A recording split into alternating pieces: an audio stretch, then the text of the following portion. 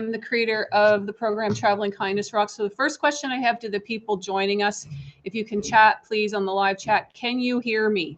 That's the first question. Do we have sound? And I don't know if anybody can hear us or not. So we're wondering if anybody can hear us or see us. I don't know why it says no viewers. 3 viewers. Hi, viewers. Can you hear me? I'm wondering if anybody can hear me. And if you can hear me, if you can please comment. I think you can because my microphone is indicating that people can hear. Hi, I am Ginger. Welcome to Global Dotting Time. I'm joined today behind me. Everybody can say hi. Hello. Hi, these are folks from West Hants Middle School here in Nova Scotia. And today we are going to be dotting a design with all of you wonderful folks around the world. And I realized I've left the original. Hang on one sec. So we are going to recreate, I'm going to take it out of this plastic here, our copy of the Love is All We Need mandala. This is what we'll be painting today. So as far as the supplies and the materials that you need, let's just do a double check of what we've got. You should have our set of 7 dotting tools. So if you are new to this or just checking out this video, these are available on the Traveling Kindness Rocks website. And if you just received your tools, the way that we number them is the largest one is number 1, second largest number 2, all the way down to a special tool. This one is number 7. So the bigger the dot, the smaller the number. You need that. You need something to dot on. We here at West Hants Middle School will be using cardstock. That's 6 inches. And so you'll need something at least that big. I've got black as the background that we'll be using, but you can use a different color if you so choose. That's totally fine. And we have some paints here. So we have black, just in case we need to do any fix-ups, and we'll be talking about that. We have white. We need 3 shades of blue. So ranging from navy, this is a bright blue, neon blue, and pale blue. I didn't organize them in order of their shades. And then you need 4 shades of pinks into a red. So I've got light pink, pink, dark pink, and this is, I'm calling it cherry red. So those are the things that you will need. Also paper towel for wiping your tools, and you will need a hair dryer for drying your dots in between layers. So we will do layer 1. It will take us 70 to 80% of our time, dry it on the hair dryer, then come back and add some more dots on it. So I have Grace here with me. I'm going to turn the camera so you can say hi to Grace. This is Grace. Say hi, Grace. Hi. Hi. So Grace is joining me for layer 1. Aren't you, Grace? What grade are you in? Grade 8. Grade 8. Fantastic. So what we're going to do first is we're going to do a little practice for people at home who may not know how to make a dot yet. So everybody behind us, are you all set back there? They are all set. Thumbs up from somebody. All right. So I'm going to turn the camera down. And we have, just to start out, a little practice area. So I always forget to mention that in the list of things that you need. You need something to practice on. And a piece of paper, anything like that will be fine if you want to join us in the warm-up for our new folks who are new to the process. And if you are new to the process, let's start with that in the live chat. If you are new to doing this, can you give a shout out on the live chat? And I have Mrs. Strum back there letting me know if we hear from anybody. Have we heard from anybody on the live chat? Yes. South Africa. They're saying they can hear you. Some people can see you. Okay. They can see you now. Okay. Yes, I think so. But now you're not. I'm not on. If anybody's having trouble seeing, or if you can confirm that the camera is working, let me know. You should right now. You should see my hands holding a piece of paper that we're going to do a little practice on. I've got my piece of paper. I'm going to make my design on in a little bit. We want a small piece for practice. Got your small piece back there, everybody?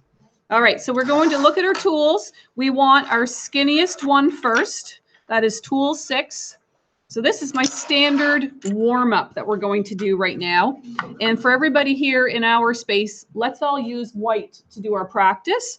But somebody at home, you can pick whatever colors you want. I've just poured for my folks here joining me enough paints to get us through the design, and I've poured them some extra white. So we're going to use white.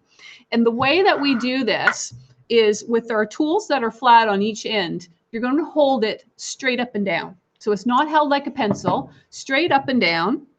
And feel free, Grace, to move that closer to you if it's more comfortable. You arrange how you'd like. And what we're going to do is just touch one end of the tool to the surface of the paint. So the tool does not dip all the way down through. It's just touching the surface of the paint. And then we're going to go very gently over to our paper and make a dot with a gentle hand motion. I'm going to bring that in nice and close so you can see. There we go. And for each dot that you make, you're going to go back to the paint and let the tool touch the paint. And you can put the dots wherever you want on this little practice. Okay, so do 3 or 4 of those. And what you're aiming for, folks at home, is to reapply the paint each time. And what you'll get is dots that are about the same size. Wipe your tool off with your paper towel, twist it in there, get all the paint off the side, all the paint off the bottom, and twist it on in there. I've seen people just do this. If you do that, you're only getting the paint off the bottom of the tool. And we want to get it all off the sides too, or else we get buildup. All right, how'd yours turn out, Grace? We're going to show Grace's here. Here's Grace's. Fantastic, wonderful. I should have asked out there, anybody have any problems with their tools? Like, do you have 7 in your pile? Yeah, looking good. Okay. Pick up tool 1, everyone. Now, tool 1 is our biggest. It's actually the hardest to work with. So I always do a 2-part demo. The first part, I'm going to show a really awesome dot, and then I'll show a dot where it's not as awesome, but if it shows up in our piece today, we can still work with it. But I just want to give you as many tips as I can. So I'm going to just let this tool touch the surface of my paint. And you can just watch at home and here in the space until I've done both parts of the demonstration. I'm going to go over to my piece, and if it's a light surface like paper, you have to hold the paper down. You're going to go very gently and just let the paint disperse until you can see it. Can you see it peeking out just around the corner? That means I'm ready to slowly lift up. Now what's happened here is the tool and the paper didn't touch each other. And I've got this bubble of paint that sometimes concerns adults when they're starting out. We want to see that bubble of paint. And when you have a finished piece, you can actually feel like a texture that's created from those raised areas of the paint. So that's the first demonstration. So the key was the tool and the paper didn't touch. The second demonstration, I will push all the way down so it touches. And what happens is you can kind of see through the paint. I still got a fairly nice shape to my dot, but that was luck. Sometimes if I push down, I get a weird shape. So I want everybody to aim for version 1. Go ahead and give it a try. Just one shot here in our space in West Hants Middle School. We're going to watch Grace do it over here. Very nice, Grace. Look at that. She did a great job. Awesome. And then wipe your tool off once you're finished. Now at home, if you want to do a couple practices on those, go for it, because that is the trickiest tool to use. Then we're going to pick up the tool that has a little bit of metal on it. So this is tool 7 in our set. I have quite a vintage one. This is one that we made really early on. You can see it's well used in my school visits. Look at that. So it's tool 7. So tool 7 does 2 types of dots. One type is if you go back and forth into the paint, you get the same size dot approximately. And you can hold this like a pencil grip. So that is a difference between this tool and all the other ones. The other ones you hold straight up and down. This one you can do that if you want, or if it's more comfortable to hold like a pencil, you can hold it like a pencil. So you can do that type of dot, and you can also pretend there's an imaginary line, and you're going to dot nice and close to the last one you did without reapplying your paint. So go ahead and give that a practice. We'll see Grace do hers over here.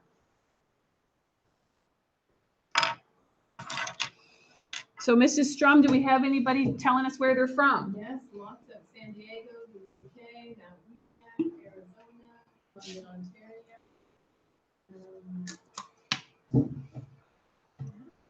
Fantastic. So if you are joining us, please feel free to say hi on the live chat and tell us where you're from so that we get a sense of who's joining us today.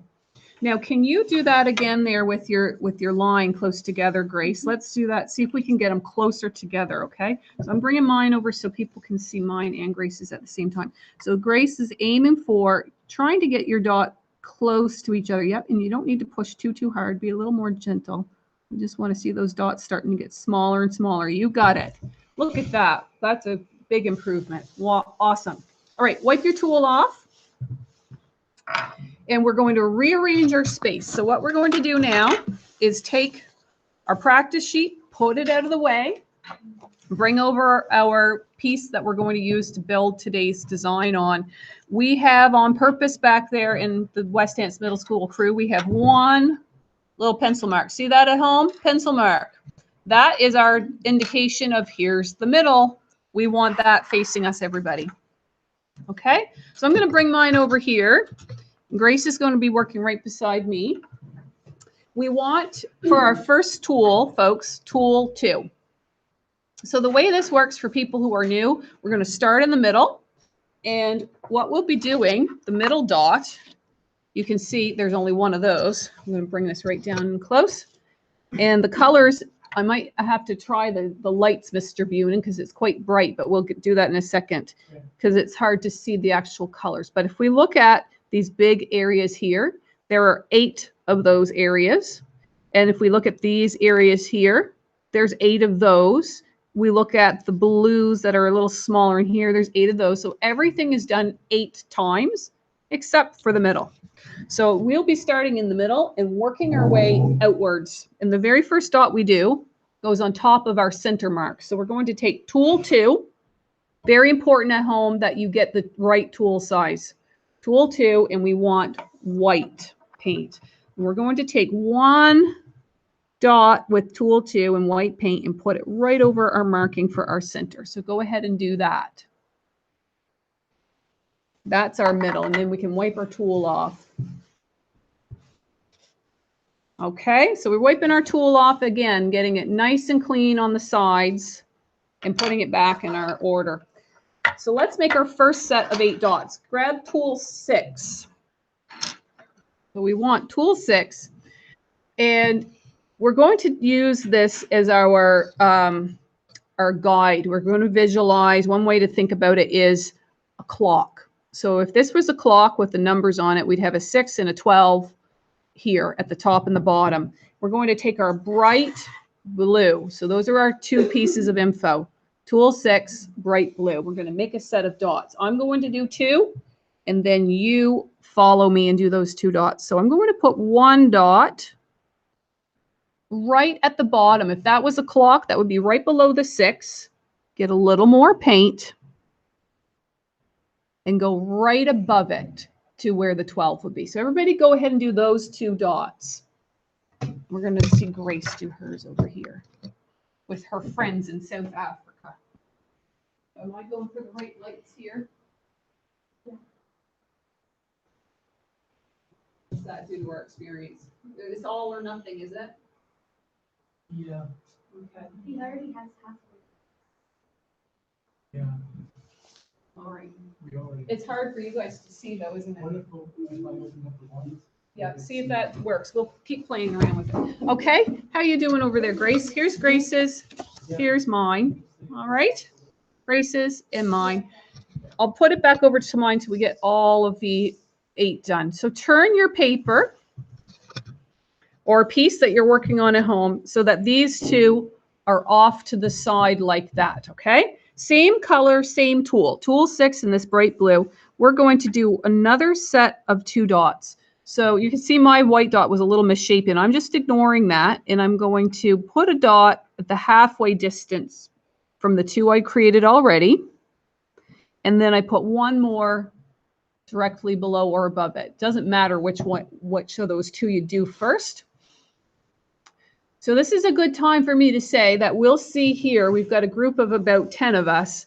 We're already going to start to notice some differences, like dots that are smaller than our neighbors or larger, dots that may be farther or closer to our white dot. And so differences are normal, but when we're all finished, we'll know our original was our guide. So turn your piece again, and if this was an imaginary line going through our first two sets of dots, it would make an X. And we're going to go back and get a little more bright blue paint and do the same thing again. The top and the bottom dividing the distance in half. So what you'll notice is we're always working from the same location. We're always working from the top and bottom. So we, as the people making the dots, are not adjusting our grip or our position. We're adjusting the piece we're working on, and that makes it much easier because you're just repeating yourself a number of times. Turn it again. And we're going to do one more set of dots. This is our foundation. This is like if we are building a house, this is the basement, the foundation that everything else will be built on. And so if you're new to this, one thing you can do is practice center dot in the first 8. And what you're aiming for is dots that are about equal distance apart and they're about the same size. So you could practice that. That's a really good way to develop your skills, just doing that much. Now let's see how Grace is doing over here. It's fantastic to have people who are new to it. Now, Grace, have you made any before when I've been in the class? So Grace has done this before. She's done a great job. So you can see already some differences, but the thing is we've got 8 blue dots and we also have some spaces between them. So I'm going to put Grace's back over here. And those spaces are now our guide. So wipe that tool off and everybody's now going to get tool 5 in our hands. So we've got tool 5 in our hands. Excuse me, Yeah. If a person on the chat has a question. Yep. or- Shout them out at me, Mr. Okay. Bunin. All right. They're saying, how do I number my tools? How do I number my tools? So we went over that, but I'll do it one more time because I want everybody to be on the same page. So numbering your tools, I'll line them up, and I know the camera is reversing things, so apologies that that's what we're seeing up there. So if I line them up, this tool that is the thickest is number 1, 2, 3, 4, 5, 6. And then this tool makes the smallest size dots. It's tool 7. So that's how you number them. And if you're just catching up to what we're doing because you're like, what numbers do I use? Just pause the live video and get yourself caught up to where we are. And then you can press play and keep on trucking. So where we were for everyone else, we want tool 5. And if there's more questions, just let me know, okay? Especially if it pertains to us moving forward. So tool 5, we've got these spaces that have shown up between our dots. My camera keeps focusing. So in between these spaces, we have now a guide point. So we're going to use tool 5 and it's pale blue. So everybody here in the space, check out what pale blue is. And we're going to use those spaces as our guiding spots. So there's a new rhythm we're going to get caught onto here. I'm working, it's in reverse on the camera, but this looks like I'm working from the 12 o'clock spot. That's a great spot to work at, or you could work down at the bottom, okay? Those are the 2 spots you're going to now work from. Then you're going to turn your piece to the next gap, get more paint, and line up your new dot with that space. So those spaces are your focus. You're going to keep doing that rhythm that you're catching on to. Turning your piece, getting more pale blue paint with tool 5, finding one of those spaces to line up with. So go ahead and do that. Someone's wondering if they'll be able to watch this again later. The jury's still out. I've had a number of people ask me about global dotting time. My intention with global dotting time is the simultaneous and the powerfulness of people in different locations connecting together. So I still am debating about leaving these on YouTube, because if I leave them on YouTube, my concern is that intention will not be the focus. The focus is on connecting together. However, there are some of the ones from the past still there. And I still am not sure. With this one, I'm going to leave it at least for a few days while I'm letting my myself kind of sort out what I'm going to do with that moving forward. I have taken down a few other ones, but I'll leave this one at least for a few days as I decide. Now, how are you making it over there, Grace? Let's take a look. Grace is here. Perfect. Wonderful. How are we doing back there? So far, so good. And I will show people at a certain point how to make fixes. So at home, if you get a little spill, because you will, at some point you're going to get a little drip somewhere, I just want you to leave it. We're going to do some fixing, but everything's got to be, it's got to be dry before it's fixed. And I'm hoping we'll have somebody in the room where we can show and demonstrate some fixes as we get going. But please, if it happens right now, just keep on going and let it dry. We want tool 3 now, everybody. So it's tool 3. And we're going to work with that pale blue one more time. Okay, I'm going to put Grace's back over here. So now what we're going to do is be aware of a center point of our white dot. So right in the middle of the white dot, I want you to imagine a pinpoint where it's the very, very center of your design. That is going to be part of your focal point. So with tool 3, this is tool 3 in my hand, more pale blue, what I'm going to do is use that focal point and I'm going to extend out on an imaginary line. So if I'm just going to angle this here.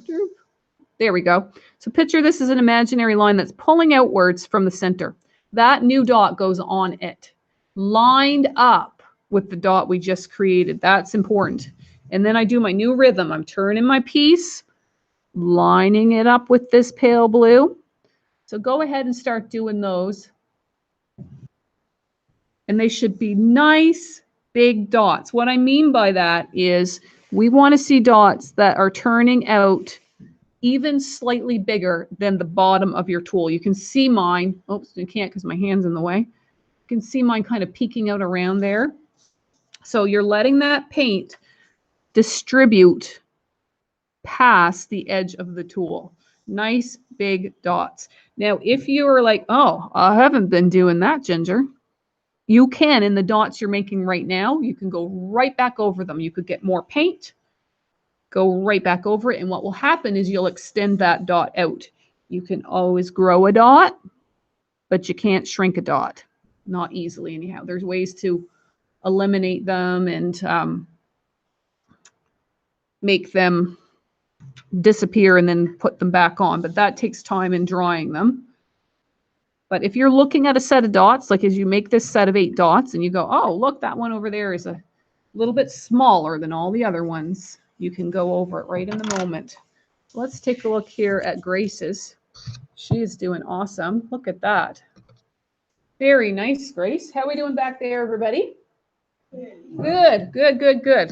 Just in case you forgot that they're all back here. See them all back there? Want to give a wave, everybody? Yay. So we have students. Do we have anybody in grade 6 here today? Grade 7? We have some grade 7s and we have grade 8s, right? Grace, you're in grade 8. So grade 7s and grade 8s, and we have 2 staff members with us here today. All right. We want tool 1. We're hauling out the big guns. Now, I haven't shared with folks the meaning. Like, we're doing a Valentine's Day piece, and notice that we have all blues going on. So when we get going here and we get doing a step that takes a little bit longer, I'm going to explain to you, but I'm pointing out right now, it's been all blue. And we're going to do one more big dollop of blue. We want bright blue. So we want that bright blue. That's puddle B for us here at home or here in the school. And I'm just going to do this without any paint on it. So it's going to be nestling right in there. And I'm just going to remind you to keep your hand holding down your piece of paper if it's a light surface. And also, I want you to notice that these dots will expand outwards. So you may need to kind of inch this out even to here, like a little gap. And that will give the paint a space to grow out to. So I'll do that so you can see it. It's going to just grow right out to there. So we're aiming for it to make a contact or almost touch those pale blue dots. And of course, this lines up, we hope, with the middle. So you can start doing that. That's bright blue. This is tool 1 we are using. So yes, if you have any questions for me about the process, you can let me know. I have Mrs. Strum back there with the live chat, and she's updating me. The other thing I'm wondering is if we have people who are with a group at their home or somewhere. So if your view, like, because our viewers right now say we've got about 60 people joining us, but really that means 60 devices joining us. So if your device represents a group that's dotting together and you want to tell us about that, you can let us know. Because our device represents about 10 people dotting together. Do we have any comments on that, Mrs. Strum? Not yet. Perfect. Now, Grace, I got to get over there and let them see you in action because you're fantastic. Grace is, so how old are you? You must be 13 or 14? 13. She's 13 years old. Miss Grace is here. Perfect. So we're going to do, I'm just going to make sure, yes, we're going to do a little bit of filling in this space in here. So Grace has some nice spaces in there. We want tool 6 in her hand, and we're going to just do a little quick measurement here, everybody. This is one of those spots where, yeah, you might need to make a little adjustment for your piece. What we're going to do is put a dot right in here. Sorry, I'm going to move that so you can see it. So here's our blue dot. We're going to be putting a little dot with tool 6 right in there, nice and close to it. Now, if for some reason tool 6 doesn't fit, it's going to fit in all of mine, but if it doesn't fit, just use tool 7. It's going to fit nicely there for all of mine. We're going to take dark pink to do this. So everybody here in the space, that's puddle G. And this dot lines up with the middle. So we're starting to bring in the pink. So the symbolism here is the love is all we need mandala has all these blues going on. And then we're going to totally encase some of them in pink to represent love helping us out at a time when we need it. So this is tool 6 in dark pink that we're using. And it's almost like working backwards in a way. So we're not expanding outwards. We're just going in and filling in some detail here with this. And if tool 6 is a little squishy in any of your areas, just substitute it for tool 7. No one's going to know. We won't tell. Will you tell Grace? She's not going to tell. I'm going to show Grace in action over here. She's 13 years old and she's dotting with people all over the world. Which is awesome. Fantastic.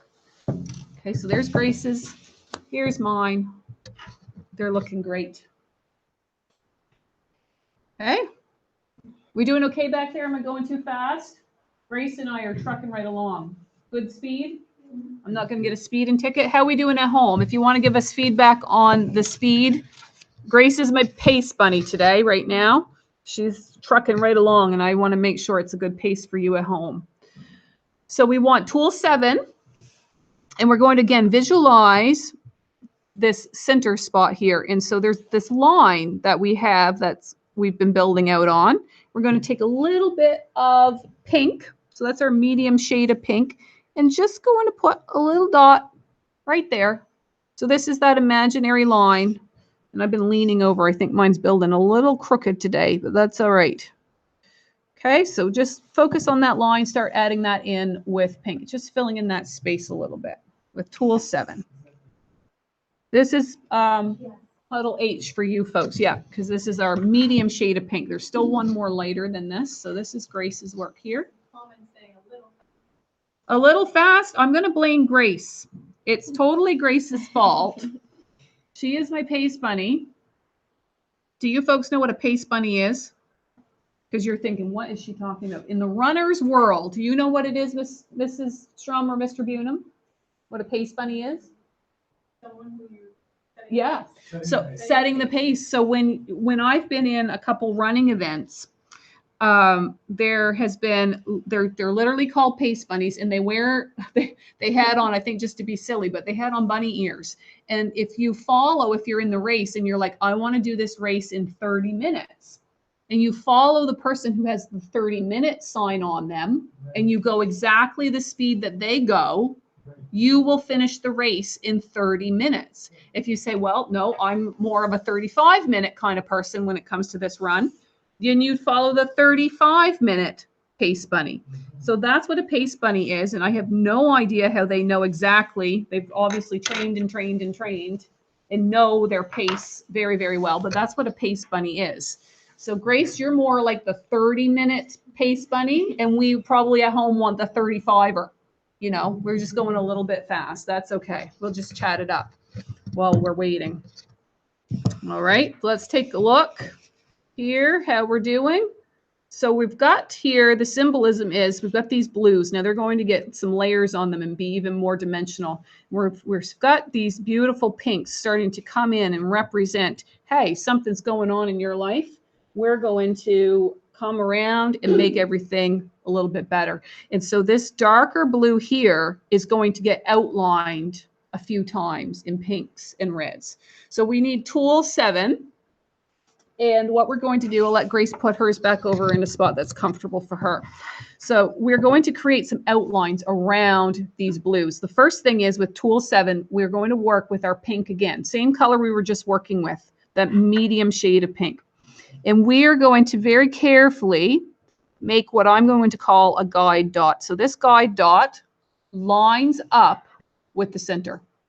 Then you're going to turn your piece, same color, same process, line it up with the center. And so that dot is just saying this lines up with the middle. And it's going to be important in the next step. Are we doing okay with the lighting? Yeah? I was wondering if they should still have a bubble on their bright blue. Absolutely. So remember when we were doing our warm up, you can see mine. I'm going to try to, can you see in mine the raised paint there? You should have lots of paint happening. And when your piece is finished, so this is the finished piece. Of course, you can't experience this, what I'm experiencing, but I'm running my hands over my piece and it has a texture to it. And that is the paint drying in that raised amount of paint. And it gives a texture to the piece. Yes, that's a great question. And it often concerns people. They think, oh, I've wasted paint. That's just how the process works. I've never been able to get less paint on there, but still have a successful, beautiful dot. So you want that paint happening on there. And what will happen if you're using cardstock, you can see it happening here on my white. You can see through the white and you can see the paper. It won't happen on a rock and it won't happen on a canvas. But we're not going to worry about that on a paper. The paper is just absorbing it. And on my lighter colors, we're going to see through. In a minute, we'll see through on the light blue too. Just leave that. We'll be going right over top of it. Now, yours and mine are looking pretty similar here. Look at that. You can see through the paint here. So that's normal on paper. It's just absorbing the paint. All right.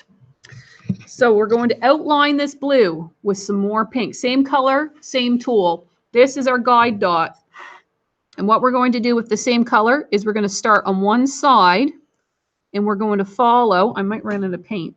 So what I'm going to say we do is go back and dip into the paint, 2, and then follow around. You don't want to run out of steam here. So I think what we're going to do, dip once, dip one more time, and then let the tool follow the shape all the way around. So I know the questions that are happening at home for the newbies. Here they are. But Ginger, do I have to have the same number of dots on the left as the right? And the answer is you don't. I'm going to let that sink in at home. People don't like that answer sometimes. If they're very much like want certain things a certain way, and that's a very normal response. Is Ginger, are you sure? I want 6 on each side or 7 on each side. It really, when you're looking at the completed piece, and I'll show it to you here, you want just to fill in the space evenly. So that might mean that you have 6 on one side and 7 on the other. And so that's your concern. Your concern is keeping these dots nice and close to each other. And that's it. Now, over time, as you practice and you get more and more experience, what will happen is the dots will actually, you'll end up with the same amount, most likely, on each side, because you'll be doing it very consistently in all 8 zones. That comes with practice. But for right now, if you're new to it, that is not your focus. Your focus is on keeping them close together. I'm going to put the camera over here so you can see Grace doing a great job. Here's Grace doing hers. Any other questions happening out there? Nope. No, we're all happy. We are all happy people making our dots.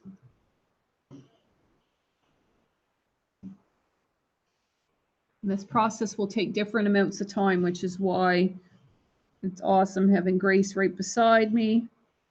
She's working on her 4th one, and I bet you some of you at home are only working on your 2nd one. And if you find the pace a little fast at any point, just pause the broadcast. But I'll do my best to kind of follow what I think would be an average time for doing this, so that we have everybody with us. Now, when I created this, so the intention with this is I'm going to encourage everybody who's doing this, welcome you to post a picture of your completed piece to social media.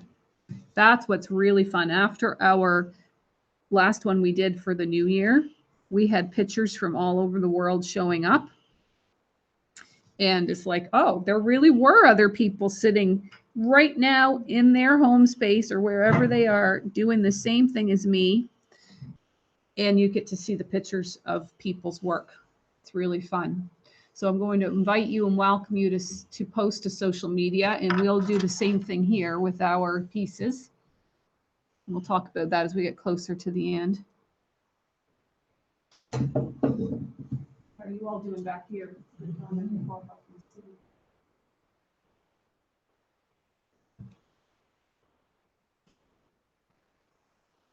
You're writing in some places for me, thank you.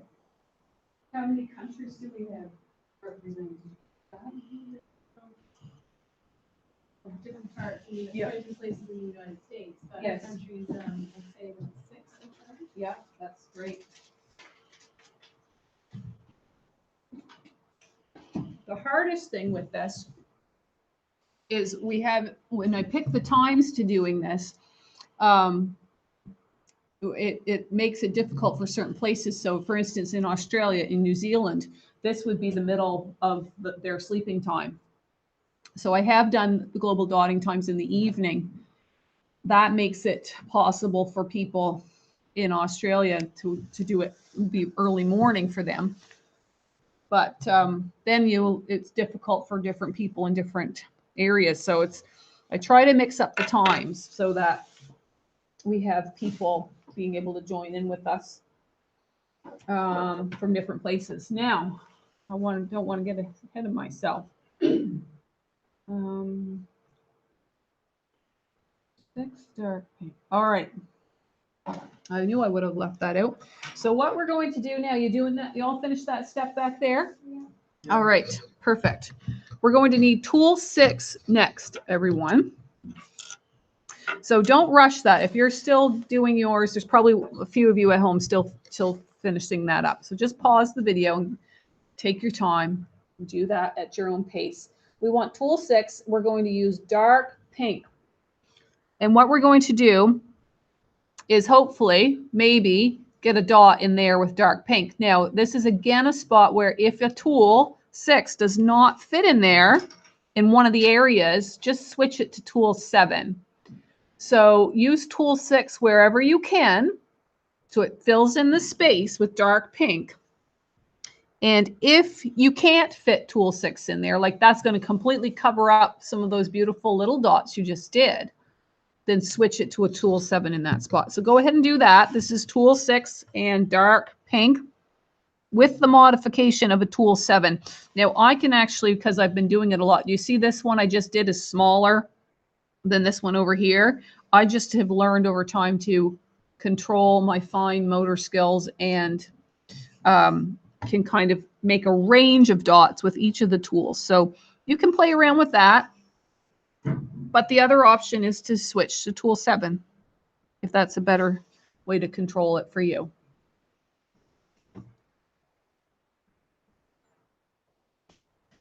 That's my phone doing its thing. My phone was ringing.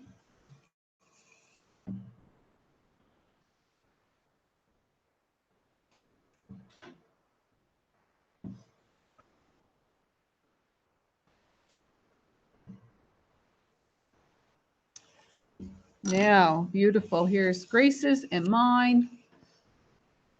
So we are just now totally encircling our blues with the pinks representing love and somebody helping us out if we're ever in a situation where we need that. We're going to do an outline here again. We're going to echo this shape that we have going here. And what we need is tool 7 again. We want our light pink. Okay, so one more time, we're going to take light pink and tool 7. Going to find that center. Very carefully going to put a guide dot nice and close. Likely going to be pretty close to the one we just did. But I always relate back to the center just in case something went a little crooked before. I'm lining up with the center, and that will start to pull things back into alignment if something got a little crooked, which it likely will. So we want those guide dots, and this is light pink. It might even look white at home. This isn't white, it's light pink.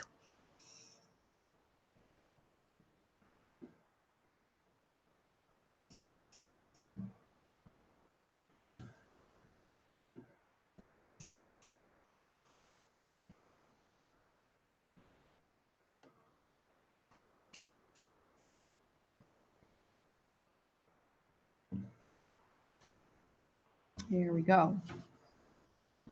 Did anybody share, Mrs. Strum, that they are worth a group of people?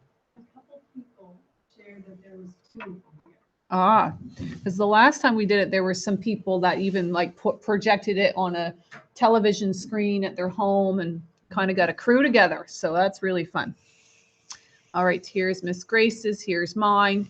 And Grace, do you have an idea what we're going to do now? What do you think? Like, do the thing. Yeah, Grace is right. So we're going to be outlining here.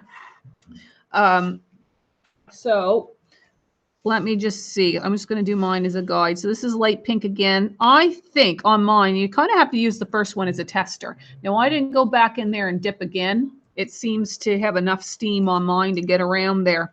But if you do your first one and you're like, oh, my dots are so tiny, they're microscopic here at the end of the process, just go back and dip once and then dip again and then let the dots taper off to smaller and smaller.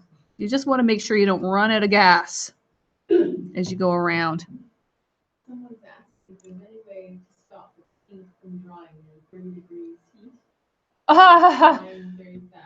I'm not sure if there's a way. Oh my God, the paint in their tray or their Yeah, paint? the paint in there. Okay, so that's it. Yes, I do have some tips. So someone who is not here in Nova Scotia is in 30 degrees Celsius heat and their paints in their tray are drying.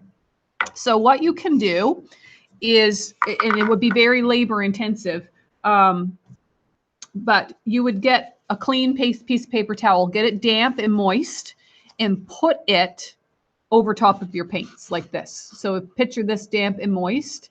And so that's one way to do it. And you might want to kind of set your paints up.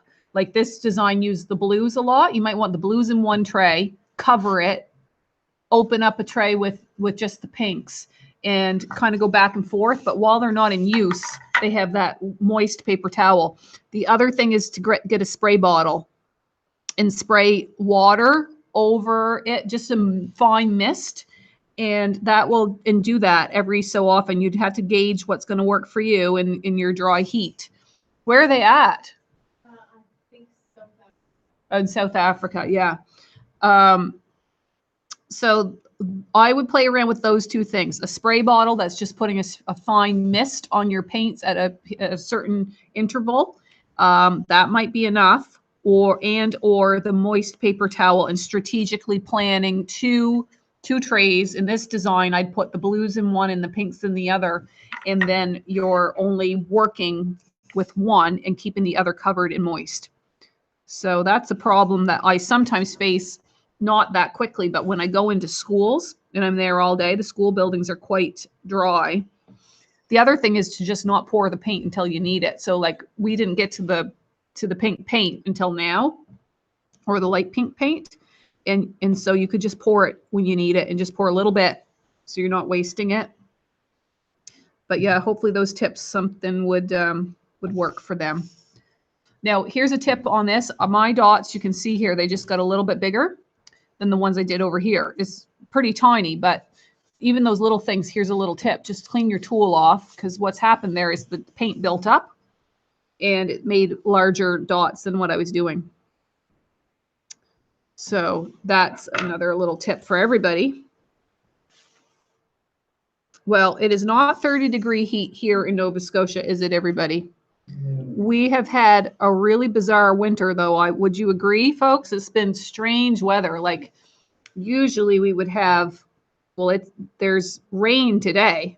Rain in February is strange for us. We would usually get snow. Grace, yours is looking fantastical. I love it. So Grace, how many have you made? I just smushed mine with your paper, by the way. 2. This is yours. So this is your third one. So Grace, this is her third piece, progress report. And this is I've estimated over 3,000 of these I've made. Maybe close to 3,500 now. So that's really awesome. Look at that. 13 years old. How are we doing back there? Have you got that all done? Yeah. Yeah? Oh, cool. Okay, we want tool 4. It's been a while since we've used anything other than these little tiny tools. We just have a little bit of distance to go. And if I didn't share with everybody at first, this bottom layer of dots that we're doing right now, this is layer 1. We've got to do layer 2 and layer 3. Layer 1 takes about 70–80% of our time. Layer 2 will take 10% of our time, and layer 3 takes like 5% of our time. So it's very labor intensive, or more work that goes on the bottom layer. So we want tool 4, and we're going to use white. And what we're going to do, make sure I'm in the right step at the right time. Yes, I am. So I'm looking at my instructions. If you ever want the instructions, by the way, because some people like to read the instructions along with our global dotting times, I post them and they're on the website, and you can have the written instructions with you. So this is tool 4, and it's white. And this dot lines up with the middle. You knew I was going to say that, didn't you? All right, go for it, everybody. Tool 4 in white. Taking time to focus and line up with the middle. If something's gone crooked on your work lining up to this point, ignore the crookedness. Line up with the middle. And you will start to just fool everybody's eye. This is a good spot where I can point out I have some little spills in here, and I'm just going for it. I'm just dotting right over top. Someone's just wondering about smudging. Smudging, like I just did? Yeah. Like as in they smudged something. Okay. This is a time where it's hard for me to say without seeing the specific smudge, but it depends on what went on. So the first thing is if the person can keep going. And even here, this was smudged, but I dotted right over top of it. It was dry, and I was able to do that. So if they can keep going, that's great. In a little bit, I'm going to show how to fix. So let's say I smudged this light blue onto the dark blue. I'm going to show when it's hair drying time how to do some fixes. So just hang tight, and hopefully what I share will apply to your piece. But if it's wet, the first thing is don't try to fix it if it's wet. So if you're like, I got to do something, get the hair dryer out and fix and dry it before you try to do anything. And I'll be showing you in a minute how to do that. We look. Yay, Grace. Yay. Look at Grace. Look. right there. Do you see it? Okay, let's show everybody how to do a fix right now, real quickly. Grace can't fix this yet because it is wet. She knows what I'm going to say. But let's pretend this dot right here is a dot we don't want, and it is dry. I take tool 7. Everybody watching at home, don't blink, you'll miss it. That's it. Tool 7 becomes an erasable pen.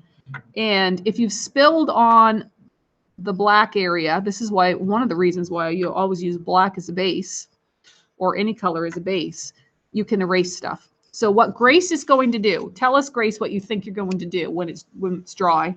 Put black over it and then fill in the spots that. So she's thinking black. What I would probably do is when it's dry, take this blue that's here and go right over top of right there.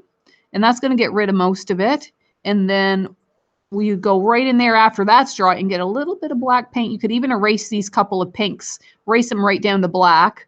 Then you'll erase the white completely.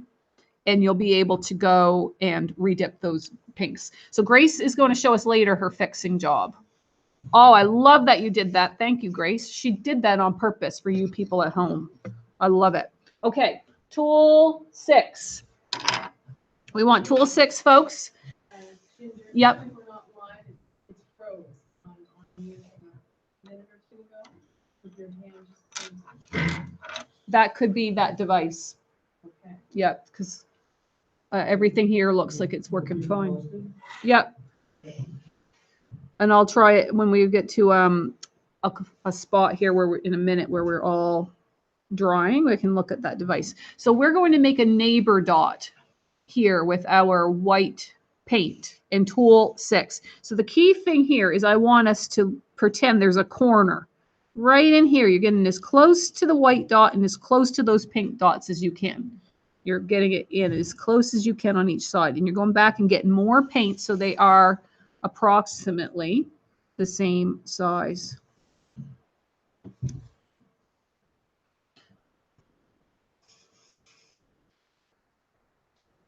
One on each side.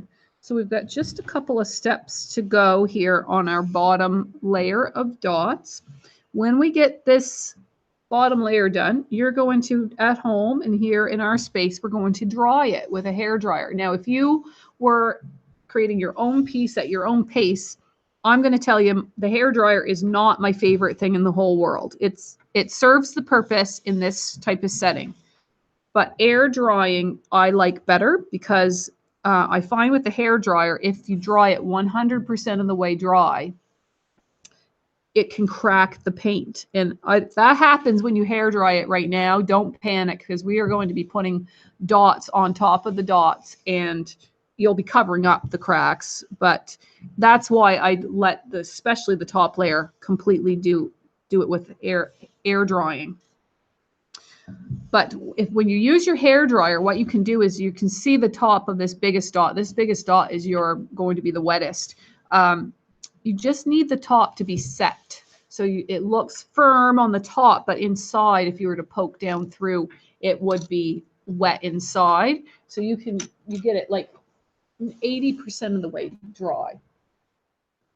All right, tool 7. And what we're going to do is with white paint, we're just going to follow this down into our little area here with the white paint. Okay, so we end up with this kind of different grades of pink. We've got the darker pink here. This was called pink. This is called light pink. And then we have white finishing that off. So every time you start a side, you go back and get a little more white paint and keeping your dots nice and close to the light pink you just did. And again, you're not worrying about how many little dots you're making. You're filling in the space.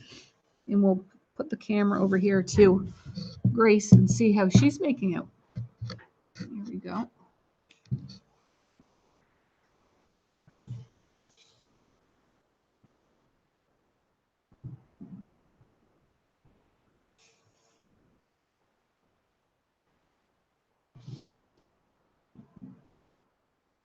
So our big blue dots get completely encased and encircled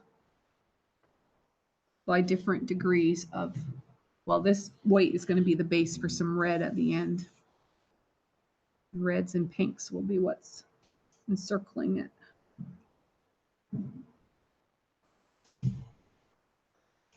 And I did a post where I shared a couple times that I could think of where it didn't matter about materialistic things. It mattered about humans and people in my life. And that video is on the Facebook page for this event. And if people, when they make their post about their showing their finished piece, if they want to share a time where love was all they needed and they want to share some details around that, they're welcome to. You don't have to, but if you want to, you can when you make your post. The Beatles had something to say about that. I know. The Beatles did a song on that, didn't they? I hope I'm not infringing on their, I don't think so if I just used the title. I am not playing a Beatles song while I'm on my YouTube. That would be against the copyright. Very nice. We've got one more dot to go on our bottom layer, everybody, just one more. And it will be with tool 2. Now, tool 2 is fairly big. It as well should be done with our hand holding down any light surfaces we're working on, just in case the paper sticks. Now, the paper's starting to get heavier because it's got this paint on it, but just in case, hold it in place. So we've got these spaces in here, and these spaces are going to be our guides. We want the dark pink with tool 2. And what we're going to do is just put a dot that kind of lives in there. It will ideally line up with the center, of course. So that's what we're doing. That's dark pink in tool 2. Just kind of filling in the spaces. And we're hoping to not go over top of any of the dots we just did. Now, I just got a little bit over top of one of mine. But that's no big deal. And for my people here in the space, have we all had enough room on our cardstock for our design? We're doing okay with that? I always give us about an inch or so more than what my finished one is, just so there's a little bit of wiggle room. And we'll watch Grace do her final dots over here. There we go.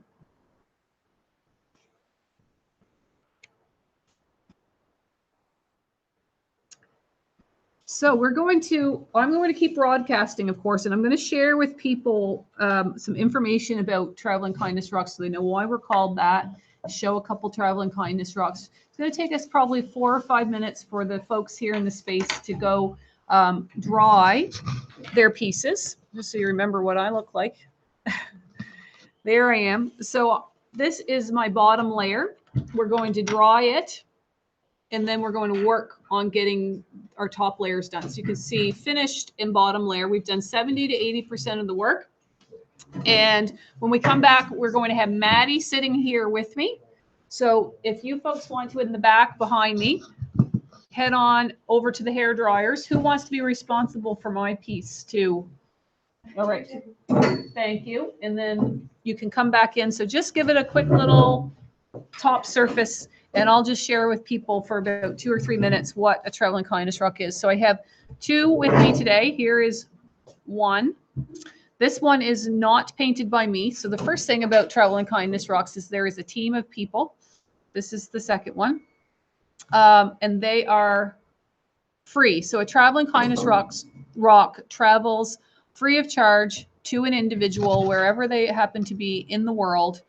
And it is a free gesture. And what that means is it's actually symbolic of everybody who connects to our programs. So if you spread the word, if you make a purchase, if you support what we're doing, you are represented within the symbolism of the dots here on the Traveling Kindness Rocks. and helping them get to where they're going. If you ever want to request a Traveling Kindness Rock, that is open for anybody, anywhere to do. You go onto our website at travelingkindnessrocks.ca, and there's a form there under the TKR section. That stands for Traveling Kindness Rocks. What you do is you will be asked for the person's mailing address, what colors you want painted on their rock.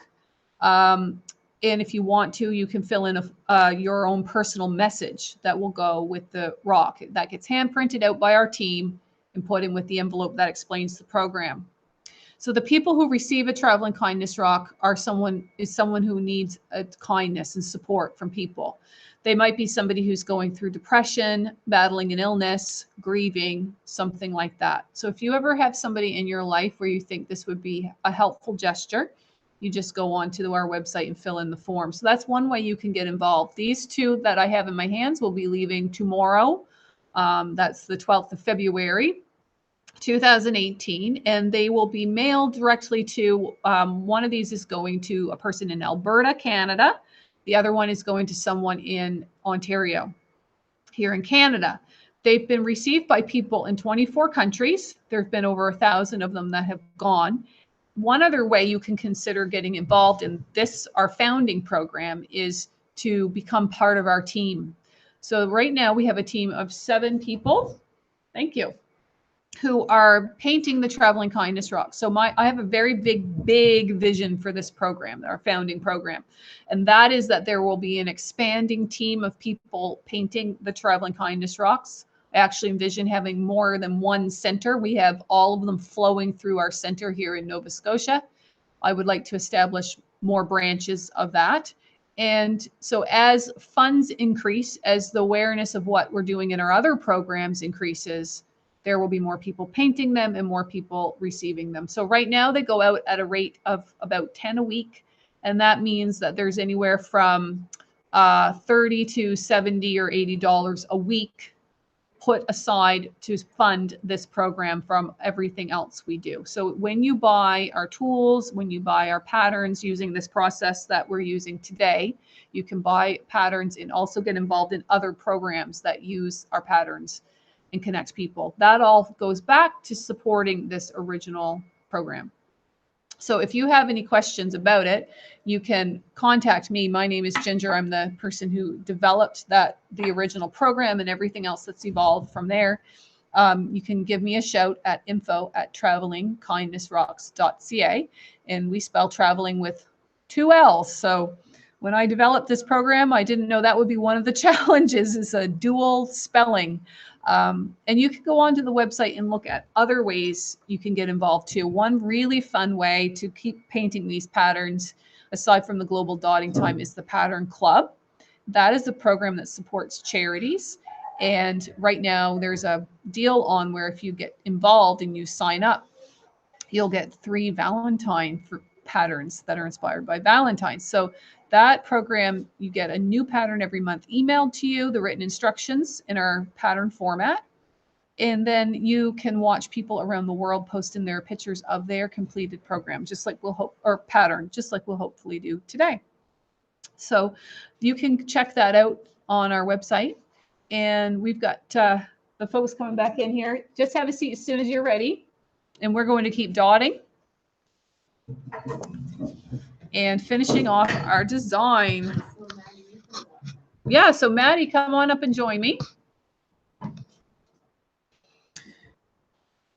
And we're going to have everybody here in our space and everybody at home join us to finish off our pieces. Now, this is always exciting. I never know when I get joined by somebody else, how they're doing with their piece. Look at Maddie. So Maddie, what grade are you in? I'm in grade 8.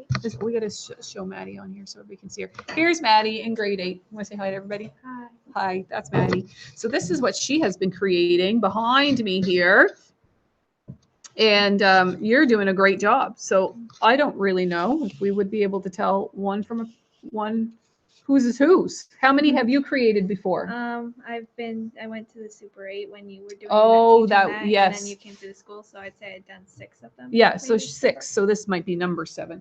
Now, if we got everybody back there, we're still missing some people. The person that was here Okay, we've got one person that's gone home. And how are you doing at home? If you want to, is our live feed working again? It's not. All right, let me give it a go here.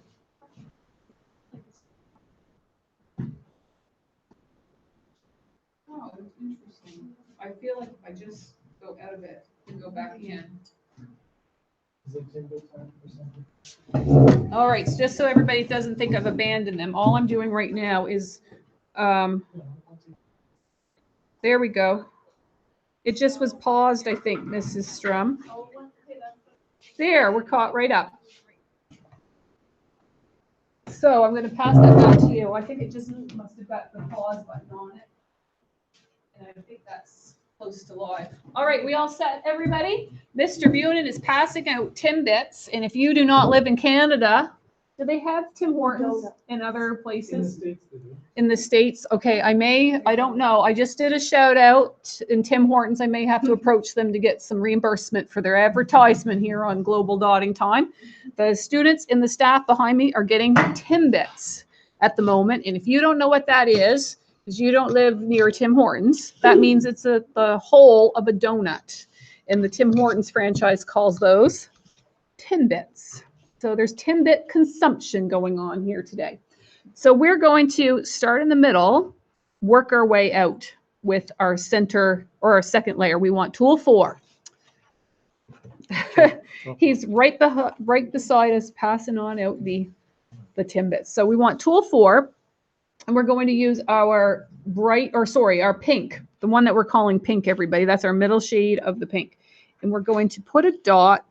This is the trickiest part of layer 2 right here. We're doing it. We're aiming for it to be on the center. And I know at home, there's going to be some of you that go, oh, mine's a little off. Some of us here in the space with me are going to say, that's a little off. That's the hardest part.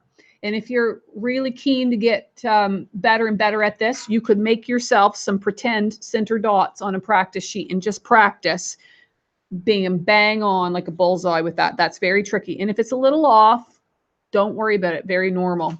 Let's just wipe our tool because we just did the hardest part of layer 2. Yay.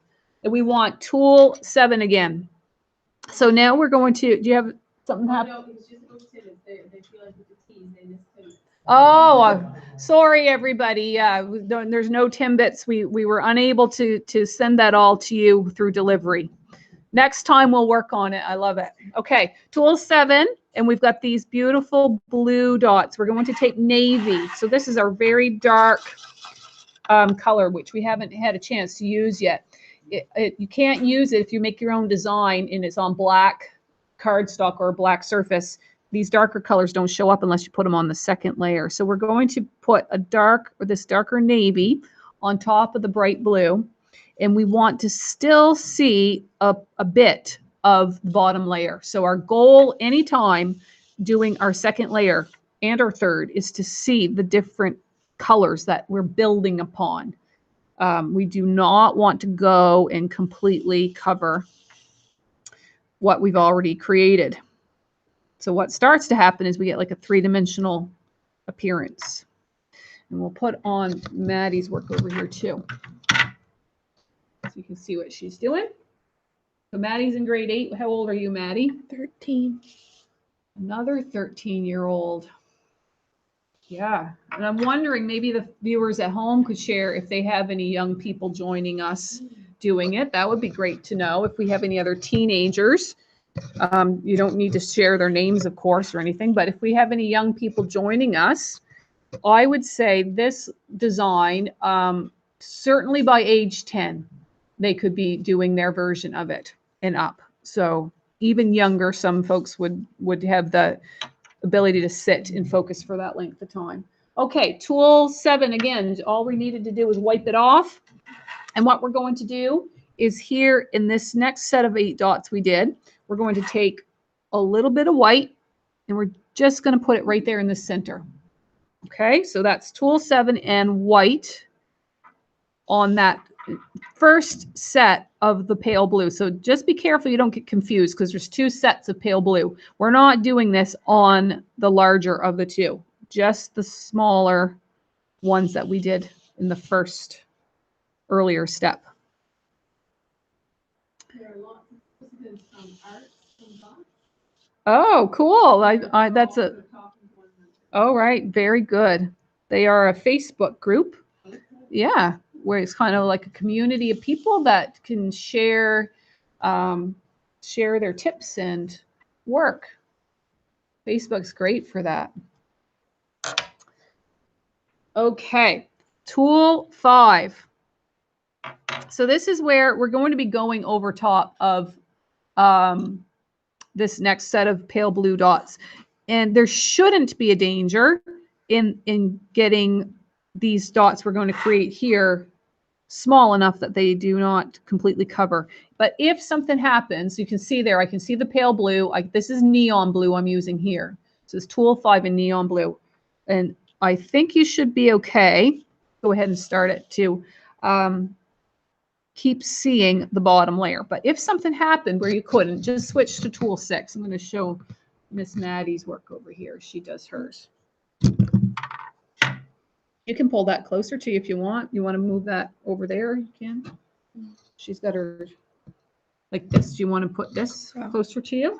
Your tray of paints? Totally up to you.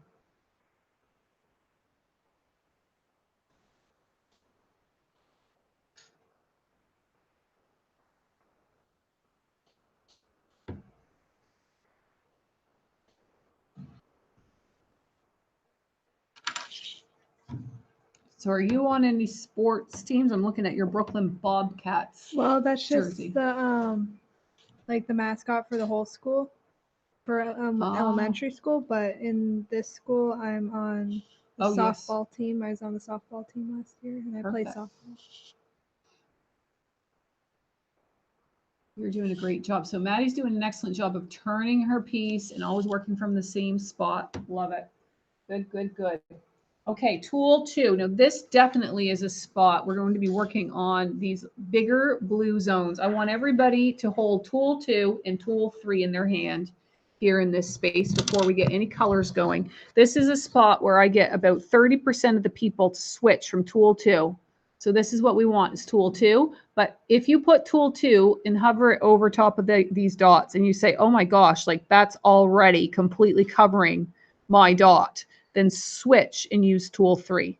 It'll be too small for me to use tool 3, but for you, it might be the best choice because you want to still see some of that bright blue. So I'm choosing tool 2 and I'm going to use navy. We are all going to use navy no matter what tool we use, and we're going to put it on top of that bright blue. And you may even find you want tool 2 in some spots and tool 3 in others. So as you practice and you get more consistent, your dots will be the same size and you'll use the same tool on this second layer. But there are people when they're starting out, haven't done quite as many as me, that they would maybe use one tool in one spot and one in the other. Anybody back there using tool 3? Yep. So some people are saying, yeah, they measured it up, they checked it out, and they knew tool 3 would be the one for them. They can even, if tool 3 is like just slightly not big enough, they could go back over it with some navy paint and make it a little bit larger than tool 3, but not quite as large as tool 2. And that might be the best option for them.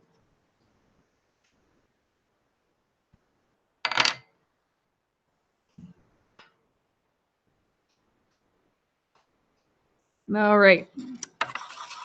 We've got this cherry red that we haven't used yet. I'm stirring mine up because it looks like it needed a little stir. We're going to take tool 7, and you can kind of do 2 steps here at a time. We've got these bright or dark pink dots here and the inside. That's going to get a little bit of cherry red on it. And then we've got this set here. That's going to get a little bit of cherry red on it. So you're going to take that red, just go right over it like that. And just kind of brightens it up. So we're going to do that set, and we're also going to be doing this set down here. And because it's the same tool and the same color, work however works for you, but you might say, oh, I could get them. I could kind of go along like Ginger's doing and kind of go back and forth to these different sets of dots and just keep rotating my paper. Or you might say, oh, I want to do all of the interior ones. Then I'll do all those other ones. So it's 2 sets of dots getting Tool 7 cherry red.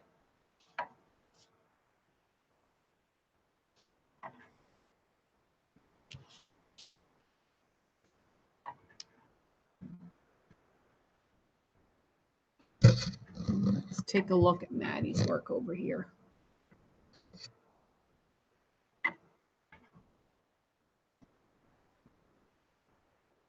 So when we dry up our second layer, the navy that we put on just a step ago, that's going to be the wettest. That's going to be the spot that had the most paint.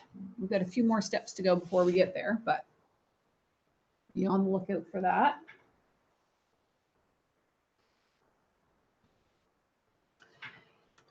Okay. So we're going to take tool 6. I'm going to move in close here to Maddie. If I move you like that, Maddie, do you think you can work like that? We can work side by side. Yep. It's a little bit of an odd angle. So if it starts being hard for you, just let me know. We're going to deal with these white areas here. So we're going to take tool 6, same cherry red, same color, and we're just going to put some cherry red right on that center white dot that we made. And you can see me and Maddie working at the same time.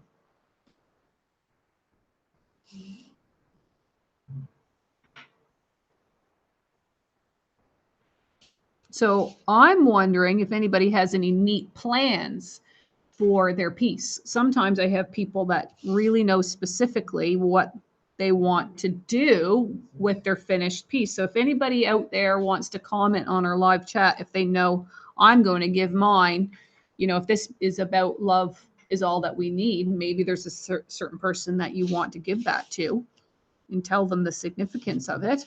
Or maybe you have another plan for it. So if anybody has any plans for their piece, they can share that with us. And Mrs. Strum, if you've got any interesting comments you want to tell us about on the live feed, just shout out. Anybody here in our space have any plans for what they're creating? Are you going to keep it? Give it away? What's that? I Don't know. I would just give it to my mom. Give it to her mom. It makes a good Valentine's present, and these will frame really nicely. I always like to frame my cardstock.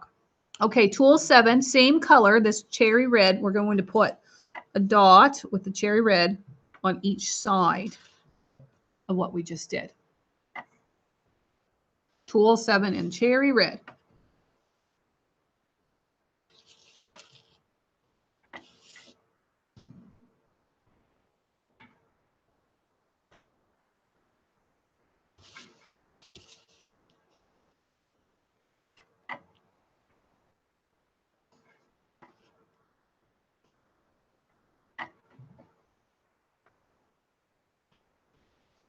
I'm so glad I didn't tell everybody at home. I was telling the students and the staff that are with me here, but this is a brand new camera that I'm working with today, which made me a little bit nervous, which is why I was asking at first if you could hear me, because the camera has a built-in microphone, and I was worried the microphone on the camera would override the settings that I had set on the YouTube channel, and something would get mixed up and you wouldn't be able to hear me.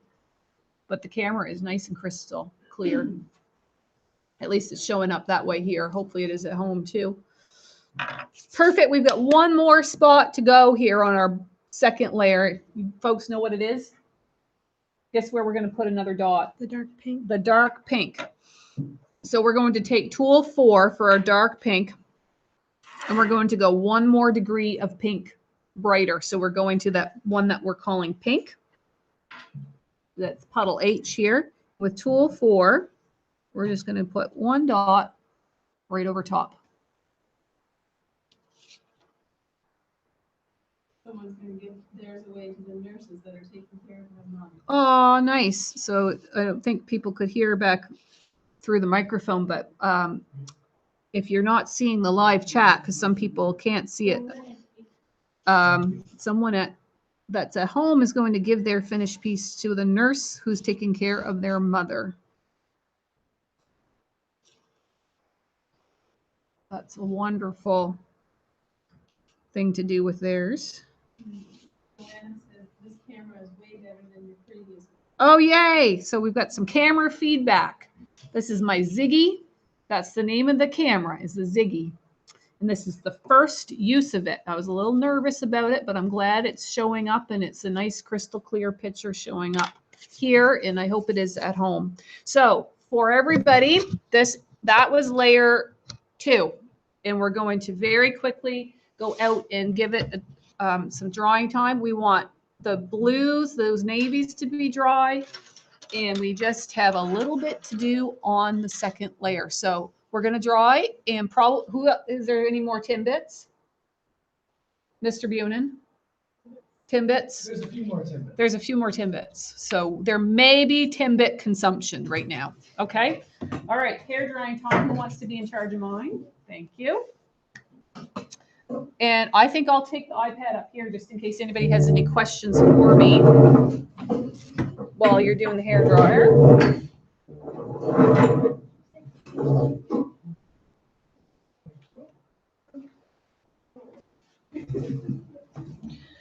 Yeah, so folks at home, if you have any questions, the hair drying process is going to be about, oh, cool. I'm here to answer questions. I'm going to look at the live chat.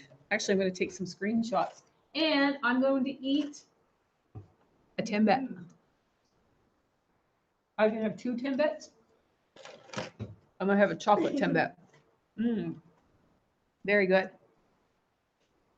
So I'm looking on my iPad at your live chat.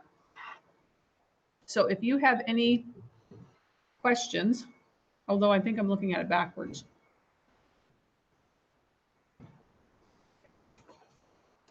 Does this one need to be dry?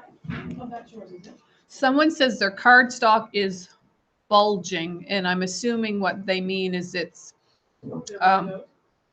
pardon? Oh, I thought you meant that they were running out. No, I think that the viewer at home, yeah, it's kind of like warped. Oh, Yeah. yes. And that can happen after drying it. It could be 2 things, I think. One is that it's the paint, but it's most likely your hair drying. So if you're hair drying it and you dry it, it will curl the paper one way or the other way. So my advice would be, when you're using the hair dryer, the best analogy I can say for what you're looking for is, if you think of a cake inside of an oven when it is being cooked, and you look inside and you're baking your cake, and you can tell the top layer or the top surface of it is set. Like, you can see it's set, but you know from experience, if you were to poke your finger or a tester, like a knife in there, inside, there's some wet stuff in there. When you're using your hair dryer, just dry to that point. You can come on in. Come on in, Grace. I was going to ask you to mistake that. Yeah, Grace is, you go ahead and fix it when you're ready. Yeah, you can do it right now. Grace is going to fix that little bit she was talking about. So when you're drying your piece, thank you, as mine is, well, first of all, you can see mine is, I think you can you see that mine is a little bit bumpy and warped? So that's the hair dryer that's done that. If I just left it alone, it wouldn't do it. So next time when you're doing it on your own, or if you join us and you don't like that effect, you could pick a different surface. A canvas would be awesome. A rock, as long as it's big enough, and they won't do that. And if you're not working with us, then I would just let your piece air dry. The other thing you could try is, this is a fairly thin piece of cardstock. You can get thicker pieces of paper. So I always find it's not too bad. Like, once kind of everything's all settled and it dries, it really sort of settles itself out. So the pounds of cardstock I'm using, I'm going to guess that it is 110 pounds, but it's just a guess. It's not as heavy of a weight as it could be. I've used heavier ones. The center is warping. Yeah, I would say that's why. Mine has warped on the edge. You see that? Yeah. I'm going to eat my chocolate Timbit.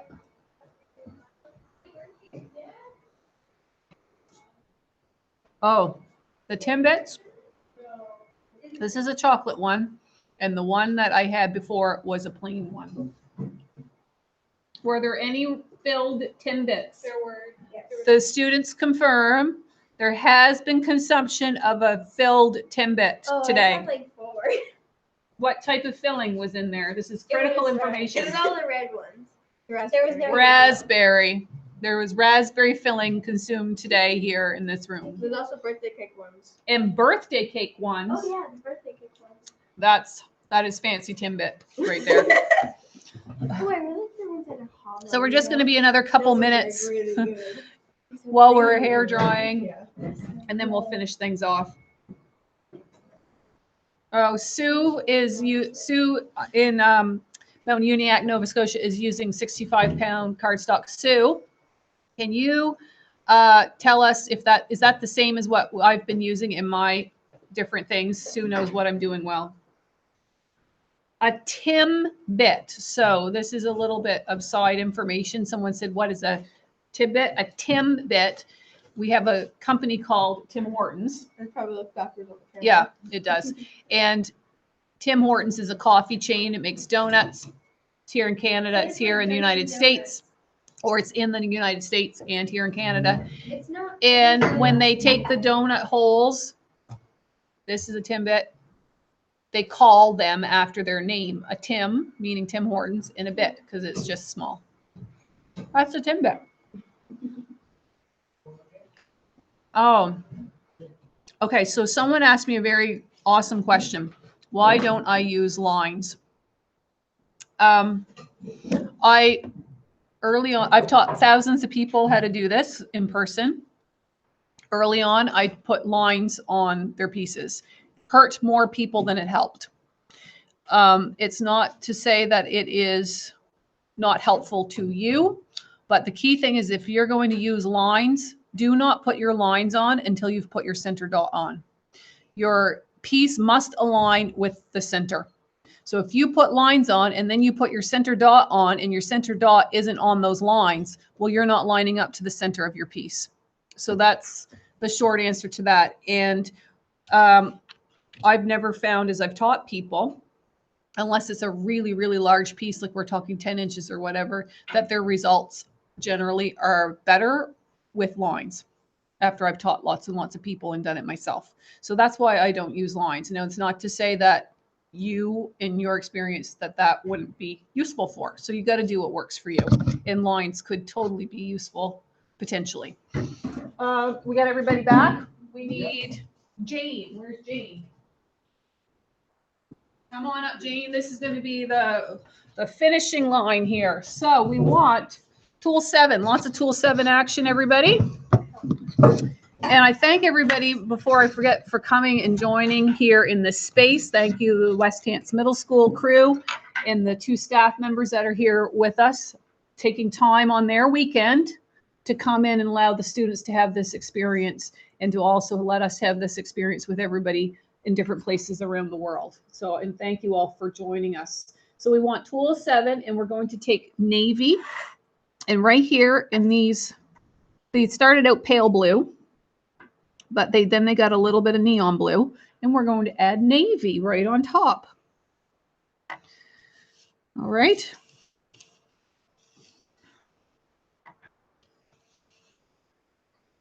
And if you have anything that needs to be fixed or cleaned up along the edges, like in here, I might take some black paint and go over that. But you can do all that now. This is the finish line. We're bringing home the home stretch. I'm going to let Jane get on the camera there. Yours is looking awesome, Jane. So she's done some fixing in here. I can tell the paint's just getting dry there, and just from looking at it from an angle. And what grade are you in, Jane? Grade 8. Grade 8. Lots of grade 8s with me today. That's it. We're 1/3 of the way done. We're going to now take pink. So this is puddle H here. This is the middle shade of pink with Tool 7. Clean it off first, very gently. So we're not pushing hard, because remember, we've dried our piece just so the top is set. And so we're not pushing our tool down through there. If we do, we're going to hit wet paint, and then we're going to get kind of a messy looking dot. All right. And this This dot, we can take the time too to line it up with the middle because it's just right in the center. And again, it's part of the symbolism, this pink just coming right on top of the blues with the meaning of our piece that we're creating. And so I would recommend that we do not use the hair dryers. I'm just going to let it air dry. Weather report back there, teachers. Is it raining out here in Nova Scotia today? Because that's the only hindrance with taking these home today. It's overcast, but it doesn't look like there's too much rain coming down. We should be safe here to exit the building. So let's take a look here at Jane's. We're doing great. Wipe that tool off, and we're going to use white. Now, this is one place where with tool 6, I'll do one and just talk you through what's happening here. So this should get 3 colors. Now, if tool 6 and that white, if you find it hard to control, use tool 7. You might find it easier because you want to still see the second layer. You don't want to cover the second layer completely up. So you might find tool 7 works better for you. But this one I'm using, this is tool 6, and we want the white color. This is the last part of it. This is the very last step. So what will be happening is we're going to finish the broadcast. We're going to take some pictures to post to social media. And I encourage all of you people that have joined us and welcome you, please and thank you, to share your photo. And please don't be shy. We love to see the mandalas, but we also love to see you and see where you're at. So if you're able to combine those 3 elements, your face, something that shows where you're at, something that shows your mandala in one photo, like that's fantastical. That's the ideal picture right there. But if you can only show 1 or 2 of those elements, we for sure want to see your mandala in your face if you can. And you're welcome to share a story related to the meaning of this, or just post a picture, whatever feels good to you. So you can post to the places to go would be Facebook is Traveling Kindness Rocks, Instagram, Traveling Kindness Rocks, Twitter is Trav Kind Rocks, and we use the hashtag for this program TKR Global Dotting Time. So you can hashtag it as well. So thank you, everybody. Everybody back there, you want to say cheers from Nova Scotia? Say bye to all of our friends around the world, and we will take some pictures in a moment and post them, and welcome you to do that too. Thanks for joining us from wherever you are. Bye, everybody. And we're going to stop.